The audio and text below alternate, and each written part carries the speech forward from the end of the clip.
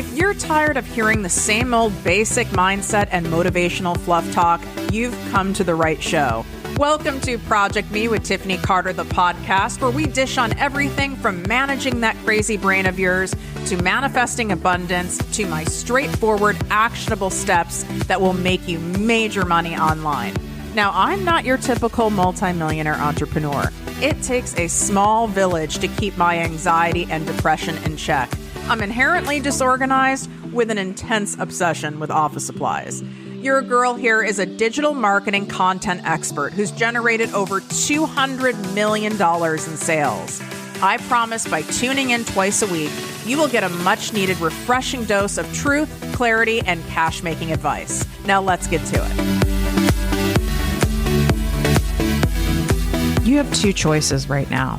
Continue to stay stuck in the fear and anxiety of wanting more for your life and your business, and then keep stressing that nothing is working how you want it to work, and then being envious of others who have the life that you want. Or two, make the choice right now and commit to showing up and taking actions that match the life-changing big money and big impact that you've been craving for years. Because you staying wedged in the middle is why you aren't attracting the cash and clients you deserve while having the freedom and joy in your life at the same time. Stop expecting potential clients to make big investments for themselves when you aren't continuously doing the same. And I don't just mean investments in money. I mean investments in time, investments in energy, investments in your joy and your growth.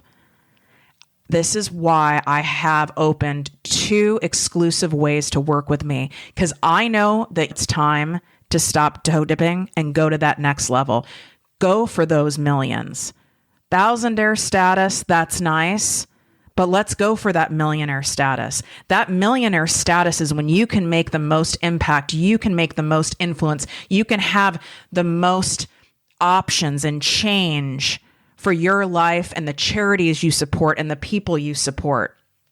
I've opened my applications early for my end of summer, early fall, famous 2-month private business coaching program. I can only take a max of 6 clients at a time inside that container. And you can access that link by swiping up. It's inside the show notes. And the applications will be closing soon for my new unique 6-month mastermind experience. And this is for the entrepreneurs where you are like, I want to go for the millions. I want to get my time back, my energy back, my freedom back while scaling my business. Basically, you want to work less and make more. You want to work smarter and not harder, and learn exact strategies and systems and techniques and be able to implement them to get the actual results.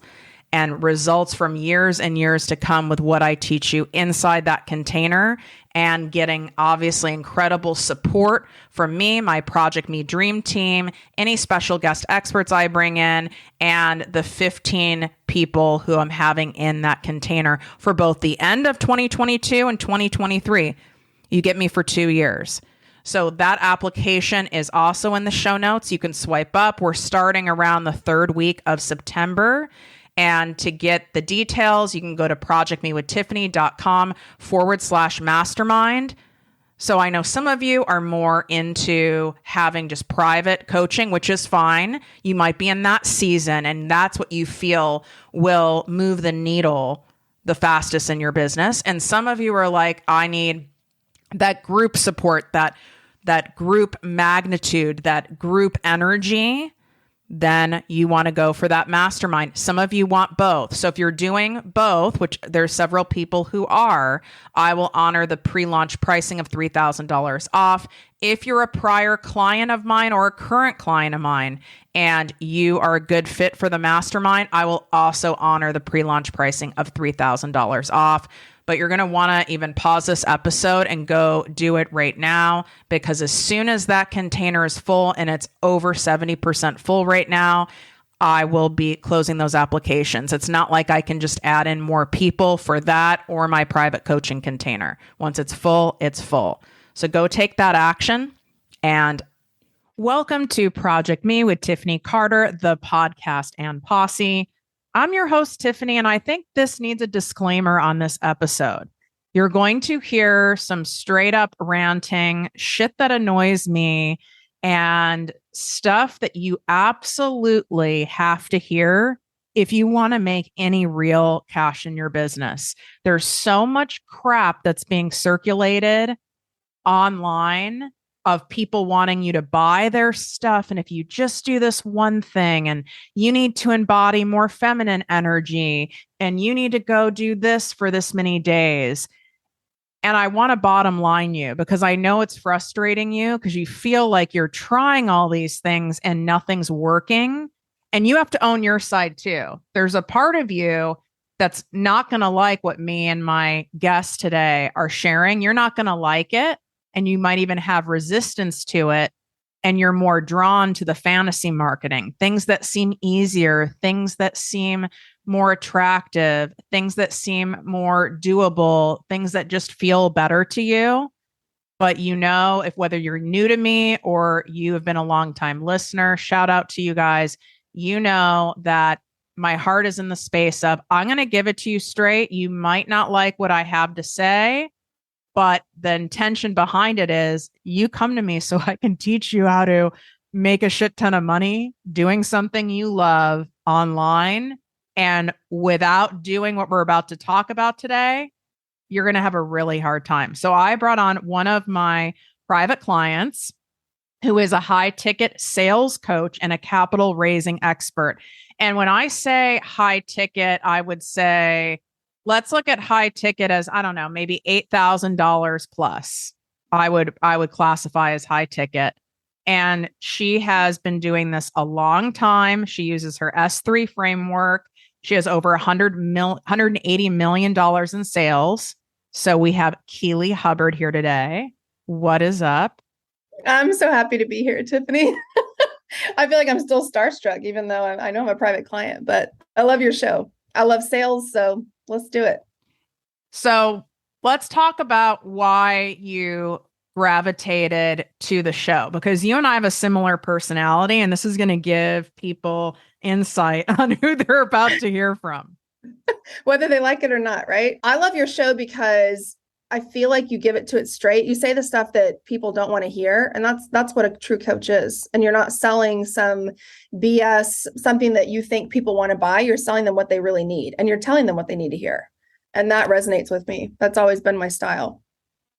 Because the thing is, my company would be worth probably even 10 times more if I just sold you the fantasy stuff. But I wouldn't feel good, and you wouldn't get the results, and there wouldn't be the testimonials. And it's just like, I don't have the energy for this shit. Do you have the energy for just like blowing smoke? Like, you can't do it either. I felt like I spent too much of my corporate career having to deal with that, answering to other people and all the blowing smoke that happens in the corporate space. So once I got out and started my own business, it's like, no, I'm going to run it the way I want to run it. And I'm going to say whatever I want to say and have the freedom in that, because people need to hear it and not have what you feel like is a filter. A lot of people feel like they have a filter, and people buy into that, unfortunately, business owners that are selling the filter because it's prettier. It is prettier. I mean, if you saw both of us right now, I mean, you look pretty fresh. I do not. Filter. She goes, oh, it's a filter. It is. It's a Zoom filter. I need a better Zoom filter, man. This shit's not working for me. So when you look out there and when you're scrolling and when you're seeing all of these programs and things that are being marketed to entrepreneurs, business owners, real estate agents, service-based entrepreneurs, what really pisses you off? Oh my gosh, where do you start? I mean, the $47 sales scripts are going to close all your high ticket deals. I'm so tired of seeing those. I'm tired of seeing coaches out there that sell you the objection handling scripts, because I think in any conversation, this whole idea of how you sell is you got to make sure you're really friendly and really positive and upbeat and know your product really well and talk to enough people. And if you talk to enough people and have enough conversations, you're going to close deals as long as you know how to handle objections. And I'm like, that I'm not an objection handler. I think that's exhausting. I'm an objection preventer. And I think if you have the conversation the right way, you're not going to be dealing with all these objections. And people brace themselves in a sales conversation like, oh God, here it comes. What are they going to say? And how am I going to overcome that? And they go into the conversation like, now it's a tug of war. How do I convince them that they need to do this? Persuade them. I'm like, we don't have time for that. I'm not convincing, persuading anybody. And I'm certainly not justifying my price. And so I know you think the same way, but that bothers me when you make people think that if they can just overcome objections, they can sell. I love this. So there's two things I want to unpack there. The first thing is the volume play. If I DM enough people, my email list is a certain size. And then there's even some people teaching like you need to reach out to 10 people a day or something like that. Well, first of all, like I don't really like that many people. So that wouldn't work. That never would have worked for me.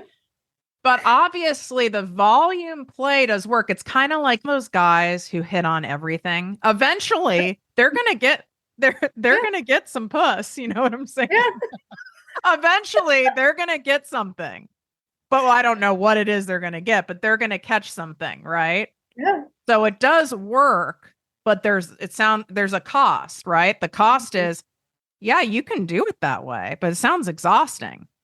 It is exhausting. And I think that's why business owners don't make it long-term. Like you won't survive if you don't learn how to sell. And if you're trying to sell in this frame of mind that you've got to convince and persuade and justify your price, whatever it is, what you do to pull people in, and it's this tug of war, you're going to hate it. And you're going to get somebody to book a discovery call on your calendar or schedule some time with you, and you're going to dread it because you just go into it thinking, I've got to fight my way through this. That's not how you do business long-term anyways. It's exhausting. I see. That's a great way to look at it, because if you're already stacking the odds, you're going into something that I'm going to have to convince. And oh my God, when I say my price, they're going to say they can't afford it. And you're already going into something like that.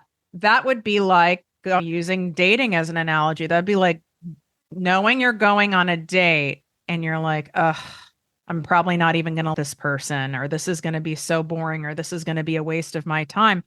Well, why would you be excited to go? And what energy do you think you're going to show up with? Yeah, I can say that because I did this. I've been in sales now almost 18 years, but I hired a sales coach about 12 years ago when I was selling for our family business before I went into the corporate world and became a VP. But when I really learned how to sell, and I hired a coach, and he said he'd listen to my phone calls, right? And I hated that. He's like, I want you to record your calls. I hated it because it felt so vulnerable. And I didn't like being told that I was doing something wrong, which is where the ego comes in. But I remember that. He was like, Keeley, why do you go into every conversation planning for the worst? What do I do if they say this? And what do I do if they say that? And what happens if the wife kills the deal? Or what happens if they don't have the money? He goes, why don't you just go into it planning that they're going to buy because you did a dang good job in the conversation? Why don't you go into it assuming they're going to do business with you because you did a great job? And he's like, and forget the stress. Because the thing is, like, I had a very high close rate, over 90% of people that were qualified, but I was stressing out for no reason, worrying about what was going to happen in the conversation. And when you're doing that, you're not listening to your prospective client. You're not really in the conversation. You're not treating them like a human. It's more transactional when you're doing it that way. So I don't mind telling people to get out of their own head because I used to do it to myself, and it's stressful, and it's a horrible way to do business. Basically are saying like you've sabotaged in the past and have watched other people sabotage what would have been a no-brainer hell yes from a potential client. Because if you're coming on a call or an in-person meeting with that kind of energy, I mean, everyone's been on the receiving end of that, even if you're in the Nordstrom shoe department, or we've all been on the receiving end or at a car dealership. Someone who you know has that kind of weird energy, it's not hot. Yeah. No, it's not. And it's kind of like that. I'm going to break up with them before they break up with me.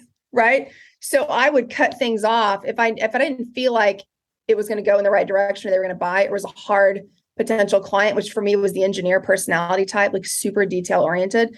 I'd cut it off. And I'm like, I don't think this is going to be the right fit before I would even give the conversation a chance to develop. And I didn't know how to turn no's into yeses. I don't even think it was in my frame of mind that just because somebody says no doesn't mean they're not buying from you right then and there.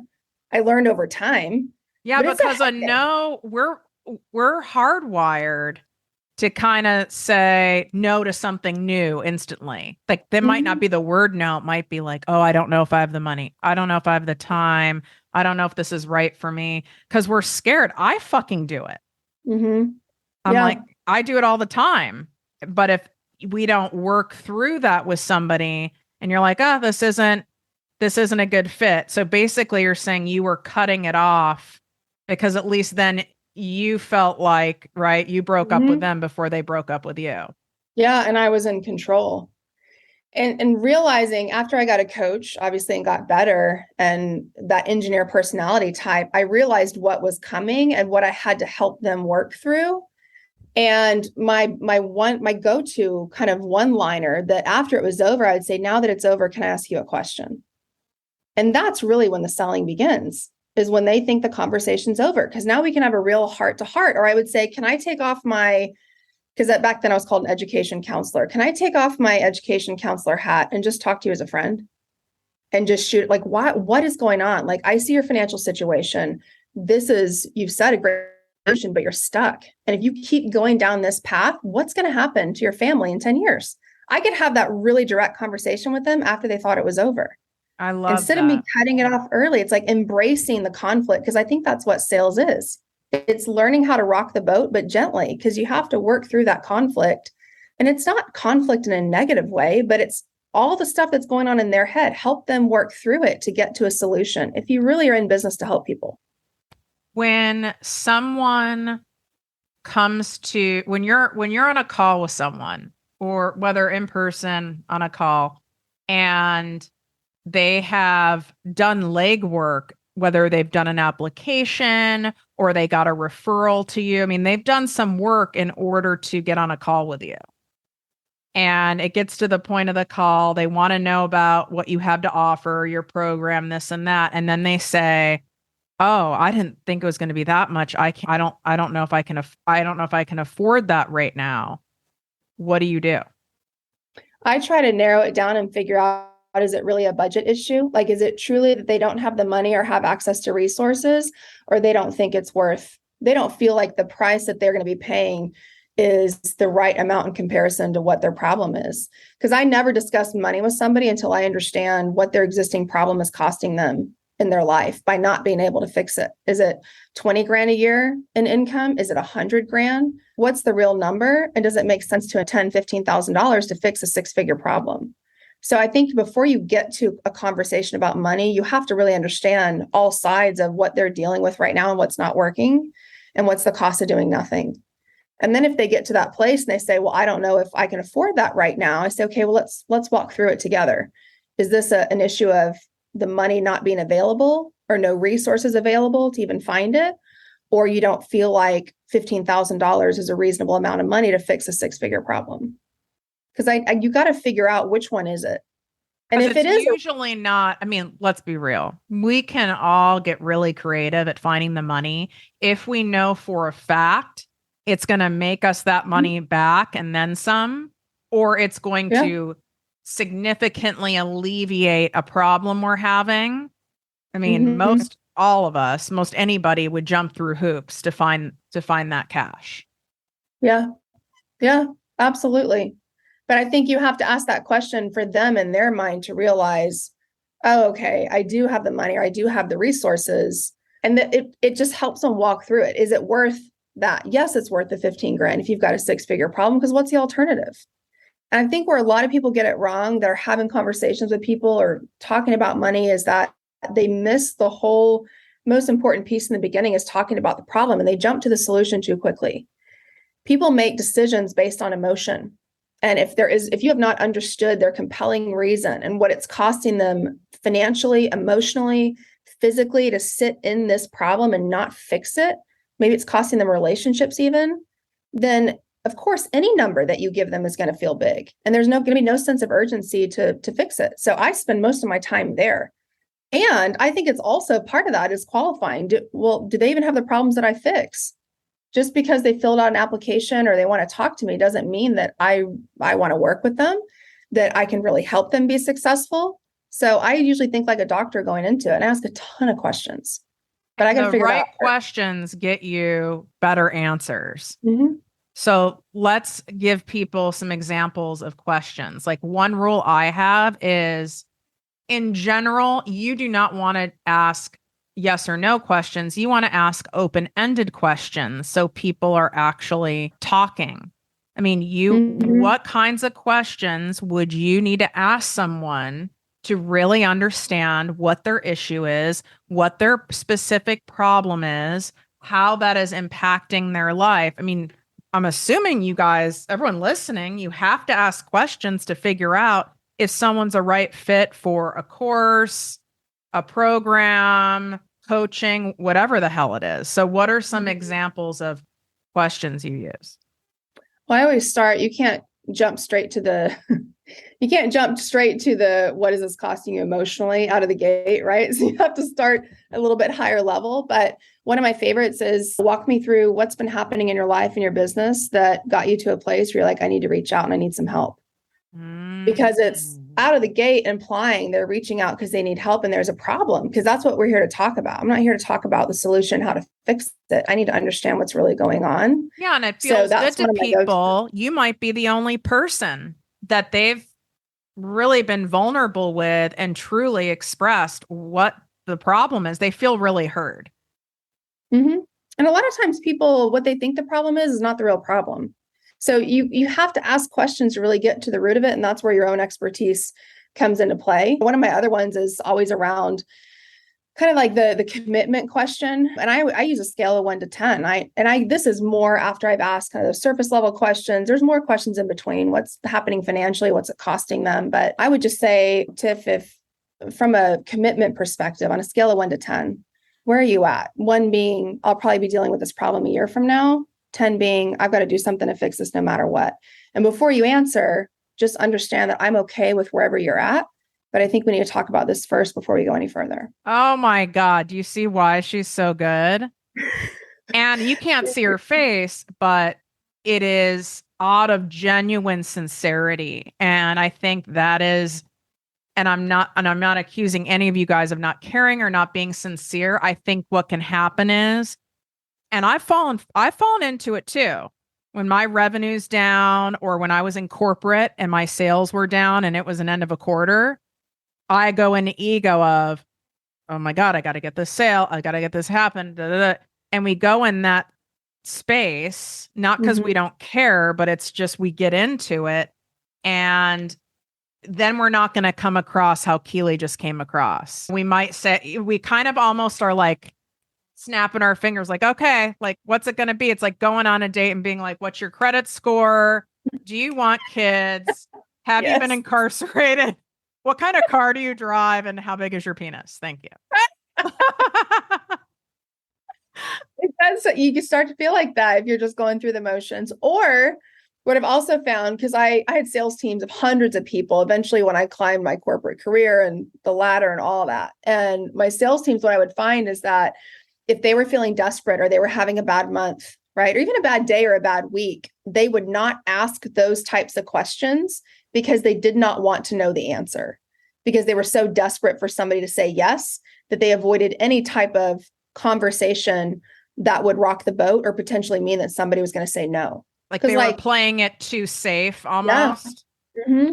Wow. That's such an interesting psychology. I could totally see that, because if you're in a spot right now where whatever business or line of work you're in and you've heard a lot of no's, or you've put out lots of different programs and no one's really bought, you can kind of be like so tired of the rejection that you're like playing it too safe, or aren't even sharing about your offer. Yeah. Cutting people off before you get to that point and making excuses that, oh, well, my leads have just been crap this month. Or the economy. That's also why I wanted to have you on right now is, and you guys, you've got to listen to people. You can listen to whoever you want, but make sure in the mix, you have people who've been in the game a long time. Okay. Basically that we're old. Okay. Like you want people who've been in it a long time, where we've actually like gone through contractions and expansions in the economy, because that's all it is. because using the economy as an excuse, that's just another excuse. If you didn't have that, you would pick something else right now. Because when I started in like the pharmaceutical world and corporate, our economy, man, was popping. I'm talking, you would have to be a moron to not make money. Yeah. And I had some other excuse. I came up with something else. Like I got a shitty territory. I came up with something. Oh, yeah. Yeah, we can really play tricks on ourselves. I remember this was back in 2008, 2009. I was at a big sales conference and there was this man on stage and he had quadrupled his business in the midst of a market crash. And one of the questions they asked him was, how did you do it? And I'll never forget his answer. He said, I simply refused to believe that we were in a recession. I fucking love this person. I don't know if you know this about me. I started my first business that I still have, my digital marketing agency in pharma and medical and health supplements. I left my pharma career and started that company during the real crash. Was it like 06, 08, that zone in there? Yeah.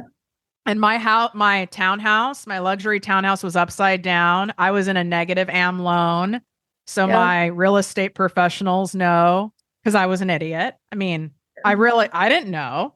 That's not my forte. So it looked like I shouldn't, but people are still buying. The buying's not stopped. No, I think that's one of the best things about having sales skills. Like if you can sell, you can do anything. You will never be unemployed. You will never have a business that is suffering if you learn how to sell. It's just this. Yeah, even you saying this right now, I guarantee a high percentage of people listening are going, oh, that sounds horrible. But I don't want to. I don't want to have to do that in order to make a crap ton of money. I'm not wired that way. What the hell is the reason why that word is so repelling and scary to so many people? I think on a daily basis, people have bad sales experiences. When they walk, I was in Neiman Marcus, I was in California this weekend, luxuriating, not too far from where you live. And I walked around the fragrance section because to work at Neiman Marcus, I wanted to be a buyer at one point in my life. But they tell you that you have to start in the fragrance department before you're allowed to sell in any other department. So these are like the thirstiest salespeople on the floor. And there was a woman just standing like right in front of the door when you walk in, just trying to hand you samples. And I just ignore people. I don't care if it's rude or not, act like I don't see them. And I beeline toward the shoes. Some of my friends get stuck talking and I'm just like, I can't stand salespeople like that. And so wherever you're going, you encounter just bad salespeople. And so people think they have to be that way to make a lot of money. They got to be pushy. They got to be aggressive. They got to be outgoing. They got to be an extrovert. All the things that people hate about sales, I try to do the opposite. And that's how I've been successful. And I know that's how you've been successful, is doing the exact opposite. The art of the non-sale. Yes. Right. Somebody called me the anti-saleswoman. It's like, I love that. Listen, but you've got to have, the trick with that is you have got to be confident in yourself, your area of knowledge. I'm afraid to even say the word expertise. When you're first starting, you're not necessarily an expert yet, right? Mm-hmm. So your area of knowledge that you've zoned in on, like your strengths, you've got to have some swagger about that area. And you've got to have some swagger about your offer and how you can help the person. Yeah. And if you don't have it, right, you're not going to have that energy of, no, you want what I have. I know I can help you without a doubt. Yeah. And we're going to just see if this is the best fit for you, for us both. Conviction is what sells. And if you don't have that and you don't believe down in your soul that people need what you have, it's going to be very hard for you to execute any conversation, no matter what you learn about sales or what questions you're supposed to ask. If you don't believe it in your heart and your gut that this person is worse off if they don't at least have a conversation with you, it's going to be very hard to sell. So I think a lot of that comes from a place of conviction. That's one thing that helped me get out of my own way. Like, oh, I don't want to bother. Like I hated cold calls, right? I won't do it. I had to do it at one point in my career and I hated it, but I had to reframe how I thought about this. I'm not bothering people. It's like, it is my responsibility to share this with them, because if I don't, they're going to be so much worse off financially. And so I took it on like it was my responsibility. Whether they say yes or no, fine, but I'm at least going to do my part in sharing the message. And that helped me just get out of my own way and ask the tough questions, because it doesn't matter who you are. Sales conversations can be uncomfortable. Talking about money can be uncomfortable, but the more that you do it, the more it becomes second nature. And you realize that I call them disarmingly honest conversations. If we could just say it's not sales, it's just a disarmingly honest conversation. And it may or may not end up in us doing business together, and that's okay, but let's talk about it, where both people take their walls down. Yeah. And you have to come with that sense of, I know I can help you, but let's make absolutely sure in this conversation, because I want what's best for us both. And I'll even say that to people, like, listen, I want what's best for us both. If I don't think this is going to get you a return on your investment, or at least move the needle in the right direction for you, that's not a good look on me. I want a good testimonial, honey. Like, I want referrals. Like, that's not a good look. So I really believe that. But when you're starting out, or you've been knocked down because you've like launched stuff, or you've had conversations with people, whether it's live or in the DMs or text or whatever, and you're in a cycle of no's. And we've all had it. So anyone who says they fucking haven't is lying. I've had it too. I could slip into it tomorrow if I don't maintain my mindset, and I could let my ego run away. So what do you do to kind of like get your swag back? Yeah. When you've lost it, or you've taken like, you've gotten a few hits, like people where you're like, oh, they're for sure in, and then they pull out. Yeah. That sounded very sexual. I mean, for me, music's a big one. Like, it shifts my mood. I have a whole playlist that I love to listen to. I have, in my career of coaching different salespeople, I taught them this, like, whatever it takes for you to get in this abundance mindset before you go into sales conversations. We had these big 3-day sales events, and I'll never forget, I was in London coaching the London team. And one of the top sales guys, he said, look, and he showed me this huge wad of cash in his pocket. And I think it was like 7,000 or 8,000 pounds back then, British pounds, right? 'Cause I'm in London. And I was like, how much money is that? And he was like, my monthly expenses. And I'm like, okay, well, like, talk me through that. And he was like, it gives me this abundance mentality. I don't need the sale. I got like 8,000 pounds in my pocket. So that was his thing. Mine was always shoes. You put on a pair of red bottoms or Louis Vuitton, like runway, something that elevated my mood. It just reminded me of who I am at my core and what I offer. And the people that say no or don't work out, it's like, they're not for me. And the right ones are going to find me. It's just my responsibility to show up. Regardless of how I feel, I show up. And so those are my ways, but music is a big one. I love that. I used to use music when I was in my company white Ford Taurus with the gray plush interior, and I would be like blasting it, like, I'm gonna get those prescriptions, man. I'm gonna work it. I love it. But act like you're in a Rolls Royce, right? Yeah, I was like, I'm like cruising around LA in this Ford Taurus. I'm like, oh yeah, I'm it. But I think that's why you can learn a lot by observing, even in larger corporations, what they have the people do. And Keeley obviously has been in that role in a high level, and I still consult at a high level for these companies. There's a reason why they require you to like dress a certain way, right? And there's a reason why all corporations pay for ongoing training, not just sales training, but also mindset stuff. I had semi-privates with Tony Robbins, which was pretty cool, but constantly, because if you think that it's just once you've got it, that's not true. You can lose it. You can be thrown off. You could have a bad year. You can have lots of things happen. You've got to like keep doing things that keep you in the game and keep that mojo going. Like you said, there's no magical script. No, there's not. And one of my toughest sales roles I'd ever had was in the family business. And this was back in 2010. And I was 25 at the time, 24, I think. And we were selling financial education. And so I'm a woman And that my clients that were coming in were in their 50s and 60s and had been in the stock market. Some of them were like longer than you've been alive, right? And so I had all this head trash about, I'm a woman in this industry. I'm talking about something that I don't fully understand yet because my father and brothers were professional traders, but here I am in a sales role. And I remember when I fully stepped into this role, because I played it safe and hid for a long time. And I'm going to do marketing, right? I'm not going to be in the family business because there was so much pressure. And we were struggling at so poorly at one time where my brothers were selling. They're horrible at sales. They hated it.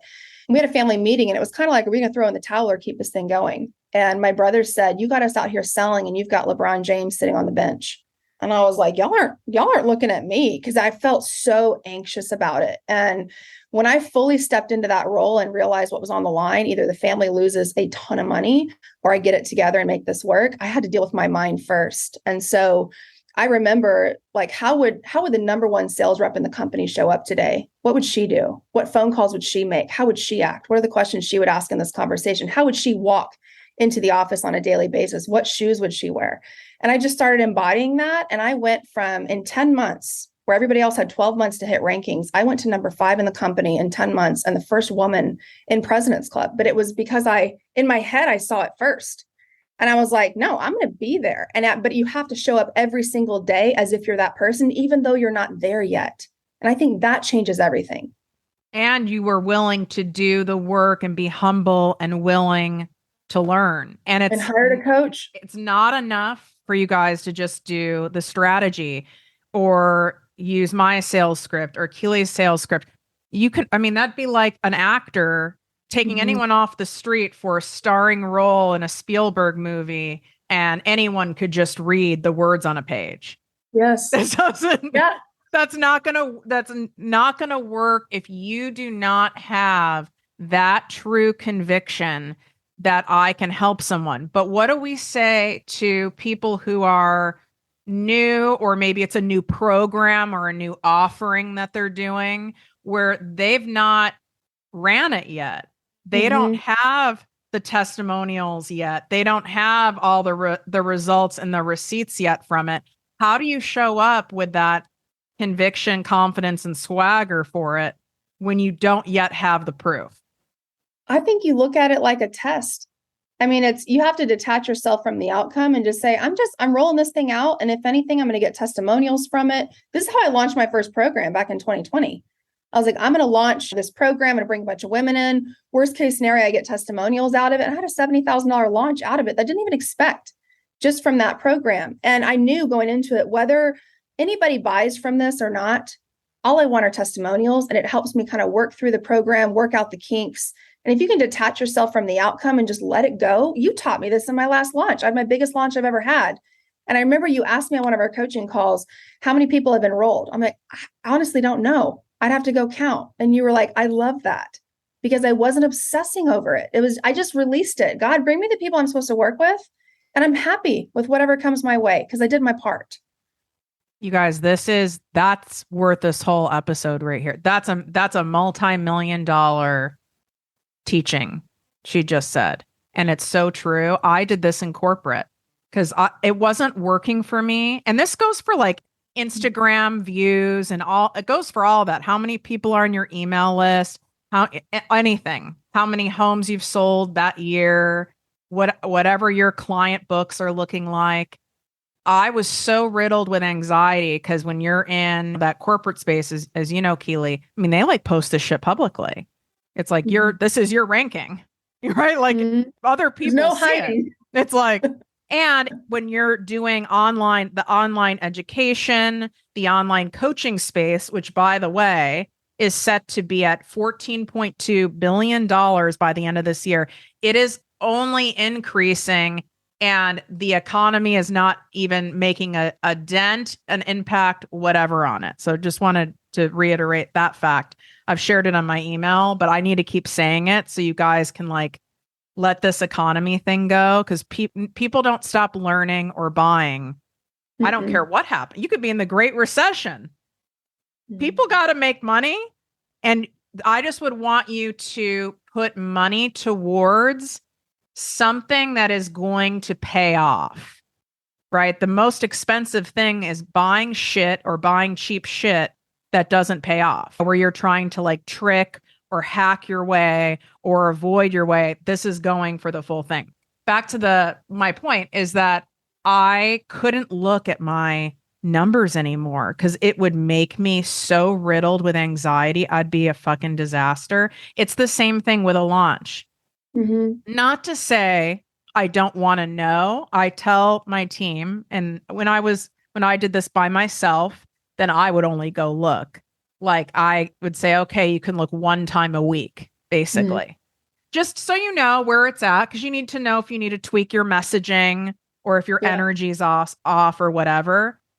But wow, what a relief of saying, I'm trusting I'm going to do the best I can on any given day. And who's supposed to show up, who I'm supposed to help is who it is. Because you don't have control over it anyways. So why are you stressing over it? The only thing you control in sales is your own behavior. So if you've done all the things you're supposed to do, you've shown up when you don't want to show up, you execute to the best of your ability, you share your message, you come from a place of just your heart and soul in your business and wanting to help people, the right people will show up and the wrong people won't. And you don't want them anyways. And I think so much of growing your business that I've learned from you is letting go of the outcome, letting go of the stress, having fun in the process. My God, I've had so much more fun this time in business than being stressed about it. And I want that for everybody that's listening to realize that it can be fun. And I've gotten to the point where I'm like, if it's not fun, what's the point? Right? Like, why? And it also doesn't work because when it's not fun, it's forced. And we know what forced energy feels like. And then you know what happens? You end up attracting like lower level people or people with excuses. So you have to kind of check yourself too, which I want to talk about. It's like, you got to be honest with yourself or hire a coach that helps you be honest with yourself. And if you are filled with excuses, if you're using excuse of like the economy or the market's saturated or so many people are doing this and Keeley probably has amazing connections and all this stuff. Well, what kind of potential clients are you going to attract? People have a lot of excuses. It's the easy route and it helps you hide. When you use excuses, you get to play it safe. And so you don't have to really put yourself out there and see if you're going to win or lose. But I'm telling you, like, that's my brand. It's the whole standing in the arena speech by Teddy Roosevelt. I absolutely love that because every day you can ask yourself, am I sitting in the stands or am I standing in the arena? And when you're in the arena, yes, you get bloodied up. People tell you no, it's hard. You have bills to pay. You're going to have tough months. You're going to have days where you want to throw in the towel and say, I quit. But the arena is where you grow. The arena is where you really like figure out what you're capable of. And if you're not living, I don't want to stay on the edge, but if you're not pushing yourself and you're not picking your sword back up and getting back in the arena, I just like, it's such a life of mediocrity. It's such a life wasted. It's a life wasted. I know we're talking about business, but it is. God gave you talents to share. He literally gifted you with whatever it is that you're selling, whatever it is that you do, and you are wasting it if you don't get in the arena. And so being in the arena is scary and it's vulnerable and it's exposing and it's also exhilarating. It also is fun. It's also challenging. It's all the things. Or you could be in the stands or on the sidelines where you don't get much of a charge any which way. You're like the Walking Dead. Yeah. Watching everybody else. Once I decided like I was done I would never sit in the stands again. Because for me, I realized when I was at corporate, I was like, I'm sitting in the stands. Yeah, I have the title, I have the fancy, all the accolades and all the people on my teams and all the things that you think are going to make you feel good. But I realized very quickly, like my arena is where God was calling me to share my talents and do something that scared me. So I would learn to trust him. So whatever you believe in, if it's God, the universe, like, stop playing it safe because there's a bigger world out there for you to speak to. There's a bigger life available for you to live than what feels comfortable over here. If that makes sense. It makes beautiful sense. And I feel that this is exactly what everyone needs to hear today, including me. I mean, I love hearing that story, your brand story, because it really, I just picture myself like in the middle going, fuck yeah. And I have like multiple weapons, of course, because I don't want just one. I would love for you to speak and some of you are going to feel called out, but it's with love. Speak to the people who are so focused on, I just need to go viral on TikTok. I just need to get people to sign up for my freebie and grow my list. I just need to do this. And then they're watching all these people online who some of them claim they're business coaches, which is fascinating. But people online who are going, at another 100,000 a month. Oh, I had $100,000 day. And you're not really watching them doing that much. So it kind of seems very alluring to you. Like, well, what's their magic? They clearly have some secret sauce. They have a trick. Well, first of all, their fucking trick is fantasy marketing, and you're falling for it. I've fallen for it. But I would love to hear you to speak on that. And when you see people falling for that stuff or very fixated on this granular stuff, like how many views or likes or size of an email list, what's going on there? I mean, you and I both know it's the easy way out, but they're running away from the very skill they need that's going to save their business. Like, if you do not learn how to sell, you will never have the business you want to have. It's never going to happen.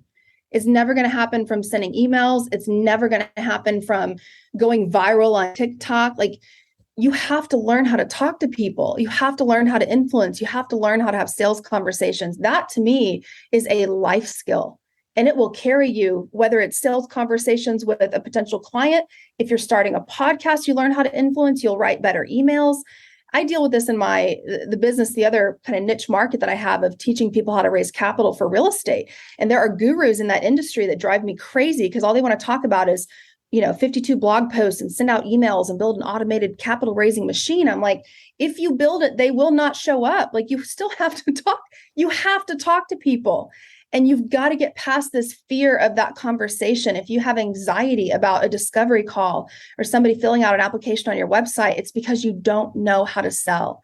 And there is a way to sell where you feel authentic, you're coming from your heart and your soul, and you truly feel like you're serving people. You're never pushing, you're never convincing, it's never this tug of war, and you never feel gross about it.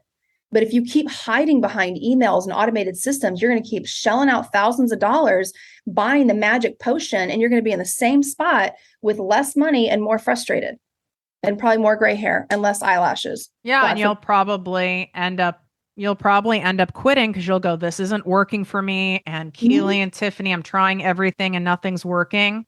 It's not true. And first off, trying is not a real action. But you're not really doing all the things. You're avoiding doing really enhancing and learning a skill set that might not initially sound fun to you. Right. But that's the thing though. The things that we avoid are the game changers. The things that we run away from are the very things that will solve all of our problems in business. Or in life, usually, right? Whatever it is that you're running away from because it's uncomfortable is the very thing that's going to change everything for you. I love that. And she is going to be launching her special program soon. And she's going to do that on Instagram at Keeley Hubbard. So KeeleyHubbard. So make sure you take a screenshot of this episode, tag myself at ProjectME with Tiffany, tag Keeley Hubbard at Keeley Hubbard. If you're multitasking and you just tag me, I'll make sure to reshare it in my stories and tag Keeley. I always like channeling. If there's something else the listeners are wanting to know, that I'm going to get a blown up DMs of people pissed that I didn't ask you, I would say this. How do you keep your mindset in a positive space, an abundant space, and a confident space when you really feel like you've been putting yourself out there and you've just gotten one after the other of excuses of like, now's not a good time, I can't afford it, my husband won't let me, and you feel really beaten down by it? How do you get yourself back in the arena? I think that you have to, and I'm learning this in a situation right now of a partnership that I've been working on for a while, and I just feel like God keeps closing the door. And so at some point you have to say, okay, God, I'm listening. and I keep putting myself out there and one foot in front of the other. For me, it's my faith, but it's one foot in front of the other. I can't do this on my own. I know that God called me to be in business and to share this message and to help people grow their business, as I know you feel the same way. And so I realize, okay, even though I may feel knocked down, I pray that God close the doors that I'm not supposed to walk through and open the ones where I am. And I think if you just let go and stop trying so hard and striving and trying to push doors open that God has shut for a reason, and keep putting your message out there, that's where I want to be, because that's where you have peace. Are you And crying? I'm getting I love you. I know, because it's something I struggled with when I was in the corporate space. It was so much striving. Oh, I and never we want to be in waste that place so much again. time and burn so much energy and suck so much joy. I did the same thing for a majority of my life, quite frankly. Yeah. And you guys, we have to allow in order to receive. We like smother things by like clenching on so tight. Yeah. I saw an image, and it was this little girl clutching this teddy bear, and she didn't want to give it up. And Jesus was standing there with this huge teddy bear behind his back. Like, if you'll just let go of that one, look at what I have for you. And I feel like and again, whatever you believe in, if it's God, the universe, your angels are looking down on you saying, just let go and enjoy the ride. Share the talents that I've given you, share your gifts, but have fun. There's supposed to be joy in the process. So for me, that's what I always go back to, is it all always works out exactly the way it's supposed to. It really does. And you're hearing this from two people who have enough years doing different things where we have the receipts where we can say that without a doubt. We're not people who've been doing this like 2 years or one hit wonder. And believe me, there's been dark times. There's been dark times. And we came back from those dark times. Why did you hire me as a coach? Like, why do you continue to invest in having coaches when you have yourself? I mean, obviously you're a coach yourself, and you have all these years of experience. Why do you continue to invest in yourself in that way? Because I recognize that I don't know everything, and I would rather hire out the expertise to close the gaps of my knowledge. I know sales, but I didn't understand when I left corporate selling for myself. Like, now I'm selling me and my business. I don't know how to do that. And I didn't want some cheap, Instagram social media coach, because I knew it was so much more than that. And I needed somebody to cohesively pull everything together for me, my offers, my message, how I market myself. What should I charge? Like, I need somebody to bounce those ideas off of. And I don't want these cheap little fixed magic potion programs. I needed somebody that had been there before. And I knew that was you.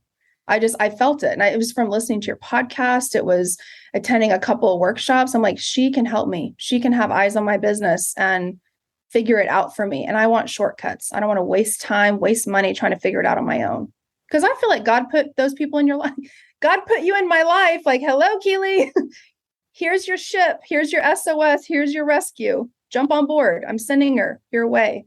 I truly believe that when the student is ready, the right teachers appear. But just as like you might have the right coach or mentor that comes in your life at that time, I see all my clients as you guys were put in my life for a reason too. It works both ways. Yeah. Now I'm going to fucking cry. I mean, it's really beautiful when you think about it. And there's billions of people in the world. I can't make up how we met. Mm-hmm. I can't make up the timing, but I had to allow it in, and I had to stand in the arena, or I would have never met you. Yes. Yeah. I know that it's God orchestrates these things, but only if you're out of the place of striving. It's once you let go, everything shows up and falls into place the way it's supposed to. You just have to let go of the outcome and say, I trust you, God, that you gave me these talents. Here I am. I'm standing in the arena. I'm going to share them. Now help me. Whoever I'm supposed to work with, bring them to me and give me the eyes to see when they show up. Oh, I want you to soak that in, you guys. Don't try doing it alone. You don't need to. That's more striving. forcing, it's self-sacrificing, punishing. That's not how this rolls. And guess what? It's not been working. I really hope that you took those words in. Share this episode with someone who has been kind of off tilt.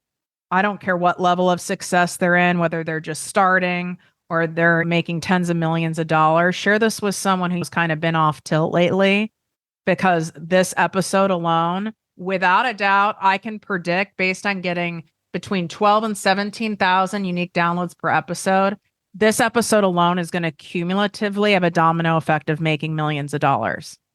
Without a doubt. Because if I heard this, think about yourself back in corporate, right? If I heard this back in my Ford Taurus, I would have absolutely made a better bonus check, without a doubt.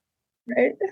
Yes, I know. And I think it just because like we can talk strategy all day long, but sometimes we forget like our business, this is a business of like the heart and soul. Like no matter what it is that you do, if you're a realtor selling houses, you're an online coach, it doesn't matter. You're in tech, you're working with people, and it's a heart and soul business. And you have to come back to that every single day. And that helps you let go of the strife. That's so good. You guys take a screenshot. Let us know that you love the episode. I mean, if you want to really make us happy, leave a 5-star written review, put your name and or Instagram handle in the review, and I will give you a special surprise. You just have to DM me and show me the screenshot of it on Instagram at ProjectME with Tiffany, and I will give you a special surprise, a ProjectME surprise, which they're always wild, and you never know what you're going to get. And reach out to Keeley, reach out to her, engage with her, at least start a conversation, or even say thank you. Say that was really helpful, and go from there. She's not going to try to sell you. She just told you, that is not what she's about. So you don't have to worry about that. Thank you so much for sharing your heart, your wisdom, all the things. I adore you. I love you. I'm so happy God brought you in my life. And I'm honored. Me too. Honored to be your coach and mentor and friend.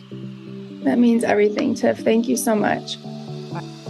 If you enjoyed this podcast, please write a 5-star review on iTunes. Not only will this make me super happy, but it will allow more listeners to find our special show. Simply help me help others.